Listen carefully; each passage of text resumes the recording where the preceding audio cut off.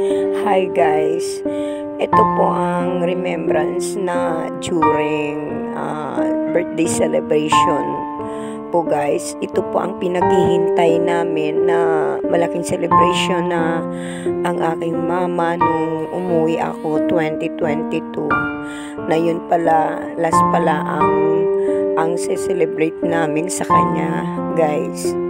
Alam nyo guys, nakakalungkot talaga guys. Tignan nyo guys, lahat po kami magkapatid dyan. Tumulong po kami para sa celebration dahil ako ang nag-decide sa kanila na gagawin namin na malaking celebration sa birthday ni mama pang 82 birthday nun.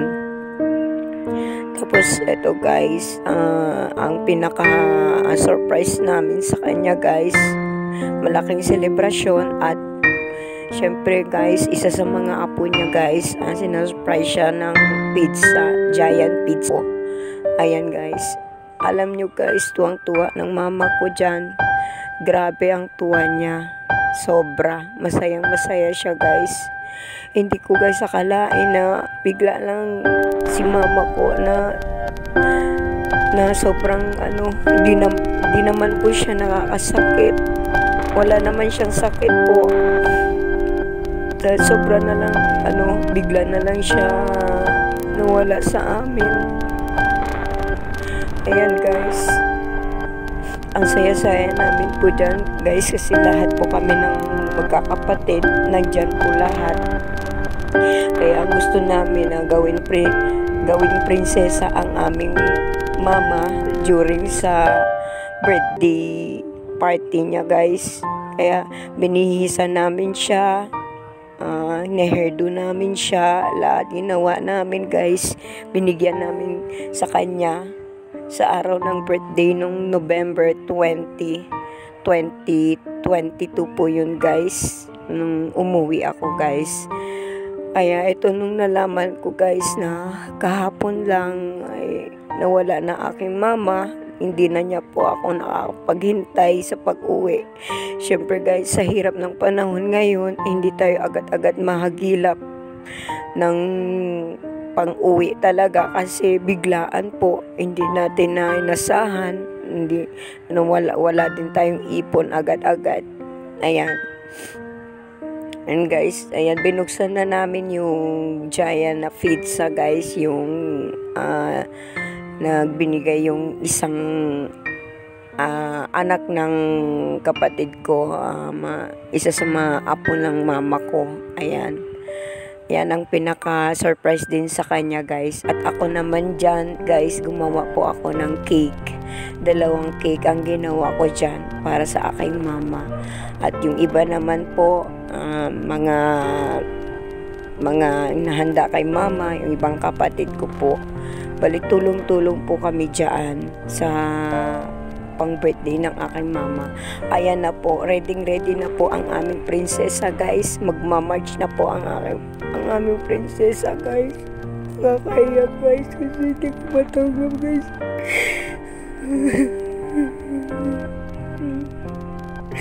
Ayan ang mama ko guys. Hindi ko ma-explain guys. Ang liksi-liksi ng mama ko guys. Oh guys, ang turing namin dyan guys, prinsesa namin guys. Dahil binihisan namin ng maayos. Ayan guys, para siya nagdedebut siya guys. Nag-umpisa na po ang program namin. Ayan, nag-delete na po yung kasamaan ko po dyan. Sobrang sakit guys, kasi hindi mo iisip na yun pala ang last na malaking celebration na kasama namin siya at kasama ko siya. Ang sakit-sakit ang pakiramdam guys. Ayan na ang aking mama. Tingnan nyo guys, diba? Ang liksilig ng mama, buhay na buhay po siya. Kaya hindi mo iisip na mawala siya bigla guys. Ang sakit-sakit sa pakiramdam guys, grabe. Ang sarap-sarap yakapin ng mama ko. Kaya ngayon hindi na ako makayakap ng mama ko guys. Hindi na. Pag-uwi ko guys, wala na, hindi na ako makayakap. Hanggang silip na lang ako guys sa kanya. Ayun guys, nandyan na siya guys. Nakaupo guys dahil nagsisimula na po program namin guys. Tungtuwa ng mama ko dyan guys. Tingnan nyo guys. Panoorin nyo po guys, please.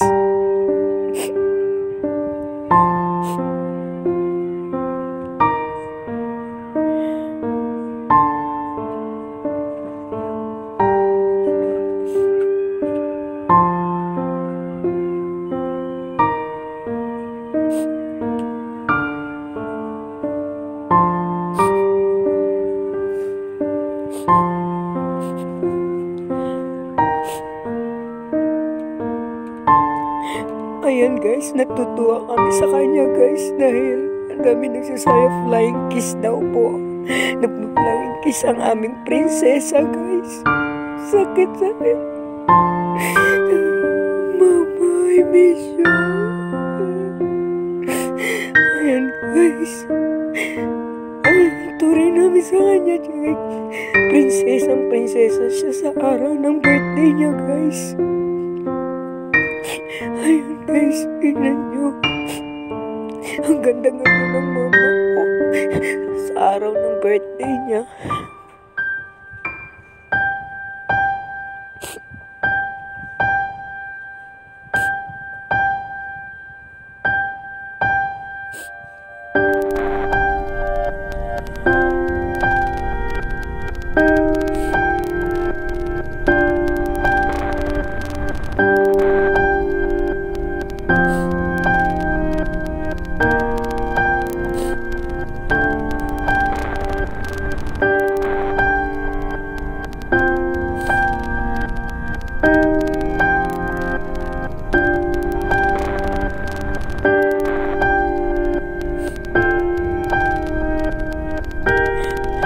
Diba guys, tuwang-tuwa siya. Nararamdaman niyang kasiyahan. Ako'y natutuwa ng panahon na nanandyan ako.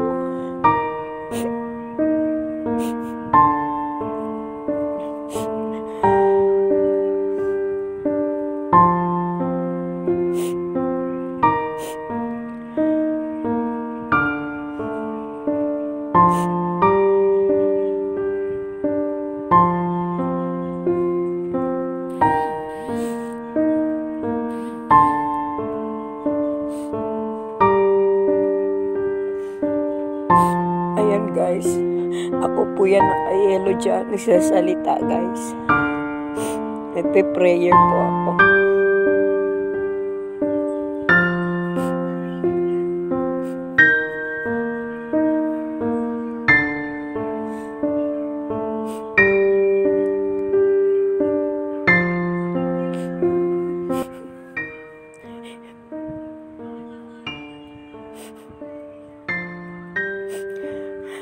Ayan guys, kapatid niya po yan dumating po. Ayan, binigyan siya ng bulaklak. Hindi lahat kasi kapatid nandyan po. At hindi po na video yung iba guys. Kasi sa sobrang busy namin guys.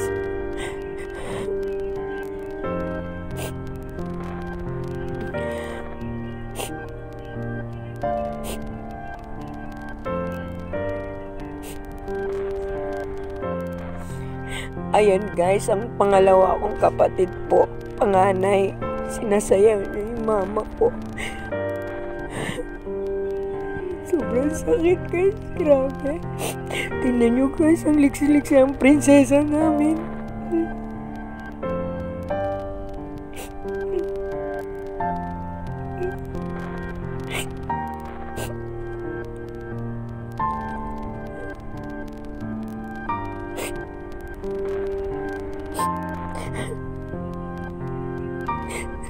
Lahat kami masayang-masaya niyan. Dahil ang nanay ko masayahin. Alam nyo guys, simulang dalaga sinasabi ko, lagi sa kanya, you're the best nanay in the world. Lagi ko yan sinasabi sa kanya kasi naiintindihan niya kung may problema ako. Alam niya, Minsan sinasaktan ako ng tatay ko. Siya taga-kampi sa akin. Kaya sobrang mahal na mahal ko mama ko. Kahit sino nananakit sa akin, kinakampi niya ako lagi, guys. Ngayon wala na. I miss you, mama.